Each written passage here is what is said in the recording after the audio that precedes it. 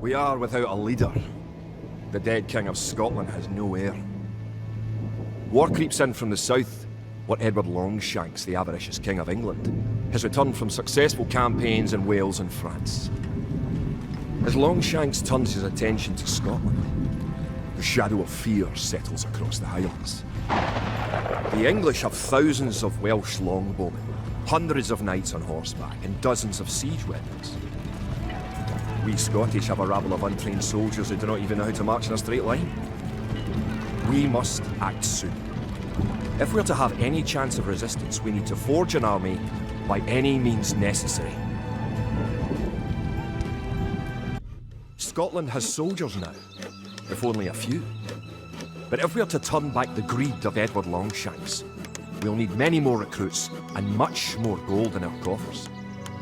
These ancient stones and oaks around us will soon be drenched with the blood of clansmen.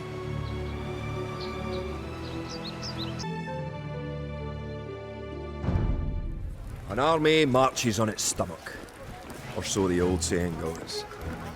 My clansmen have been farming and tending sheep for hundreds of years, but gathering enough food to feed an army is a different matter entirely. Without a strong economy, the meagre forces that we have cobbled together will collapse again. Edward Longshanks, for all his disrepute, has shown his military tactics in Wales, England and France to be very effective, if not cruel and ruthless. He is indeed an enemy to be feared. The English sacked the town of Berwick-upon-Tweed. With that I could call it a battle, but it was truly more of a massacre. Unless we organise our army, there will be more massacres to follow. I pray that we can be ready when Longshanks comes.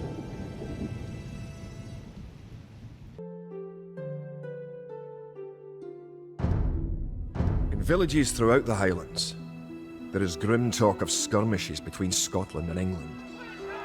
We lost the town of Dunbar this week. Scottish defenders broke ranks and fled. The English have an army that is larger and better trained. To compete with them, we are going to need new recruits to pick up spear, sword and bow.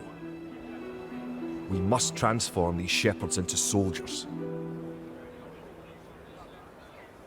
Now that we have militias stationed across the border, the English have slowed their raids.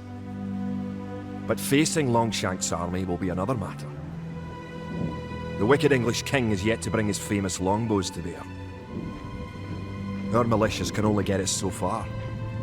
We're going to need more advanced weapons.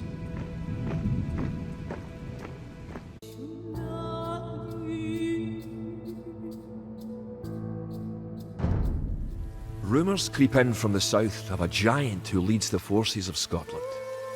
His great sword driving through earth, man and horse alike. If this mythical knight can stall the English advance, it will give us time to develop the arms we need. Even now our smiths are forging swords and fletchers are crafting arrows and crossbow bolts. Longshanks has invaded, stormed and sacked the city of Perth. Worse, he has captured the fabled Stone of Scone and declared himself King of Scotland. If we cannot bring about a victory in battle soon, the Scottish armies will be too demoralised to put up any fight at all.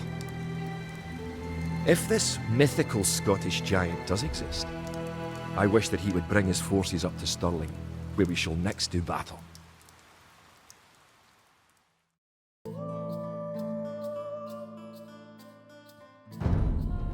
The time for minor skirmishes is over. We now prepare for war. The villain Longshanks is poised to cross the River Forth and threaten the town of Stirling with a force of men-at-arms, heavy cavalry and a multitude of archers. Our newly forged army marches southward to establish our own base and attack the English before they can ready their troops. Stirling was our first great victory. Even as we held the coastline, word arrived that Stirling Bridge had been held by a force of Scots led by the mythical knight of whom so many have spoken. Now we know his name. Sir William Wallace, the bane of the English. Edward Longshanks names Wallace a traitor and a criminal. Sir William replies he cannot be a traitor, for he never swore fealty to an English king. With Wallace leading our armies, the men fight with renewed vigour. Perhaps the tide of our misfortunes is about to turn.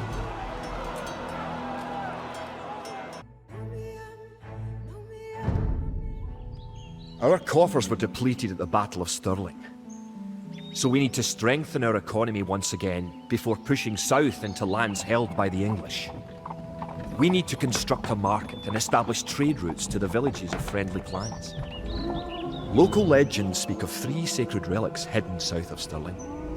Acquiring these artefacts for Wallace's army will be a great boost to Scottish morale.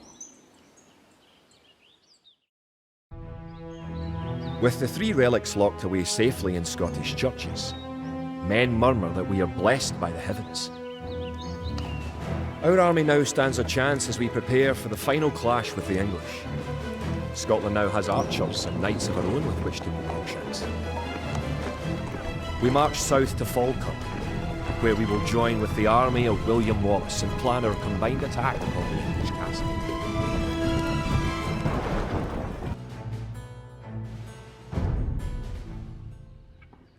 The only way that we can hold the boggy lowlands around Falkirk is to build a castle and as many walls as we can construct in a short time. These fortifications will serve to protect our camp as we construct siege weapons with which to assault the English castle. Once the castle is constructed, Wallace himself is sworn to join our forces. Together, we will attack Longshanks and his English troops. It looked certain that we would be defeated at Falkirk. Yet somehow, though outnumbered and outranged by English longbows, we were victorious. The English castle was torn down, and a Scottish one shall be built in its place. William Wallace has shown us the path to victory. Although he is but one man, he inspires great deeds in others. Many of the Scottish knights and lords have drawn their swords with his. Wallace's own sword is a 5.5-foot beast, forged of course in Scotland. He has sworn not to rest until his sword finds the neck of Edward Longshanks. The struggle will continue, for we have learned the ways of war. Now, it is the English who will true fear.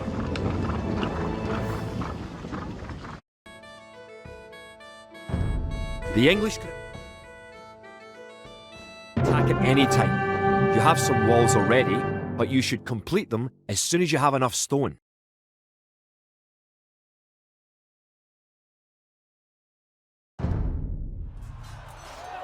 It looked certain that we would be defeated at Falkirk. Yet somehow, though outnumbered and outranged by English longbows, we were victorious. The English castle was torn down, and a Scottish one shall be built in its place. William Wallace has shown us the path to victory. Although he is but one man, he inspires great deeds in others. Many of the Scottish knights and lords have drawn their swords with his. Wallace's own sword is a 5.5-foot beast, forged of course in Scotland. He has sworn not to rest until his sword finds the neck of Edward Longshanks. The struggle will continue, for we have learned the ways of war. Now, it is the English who will true fear.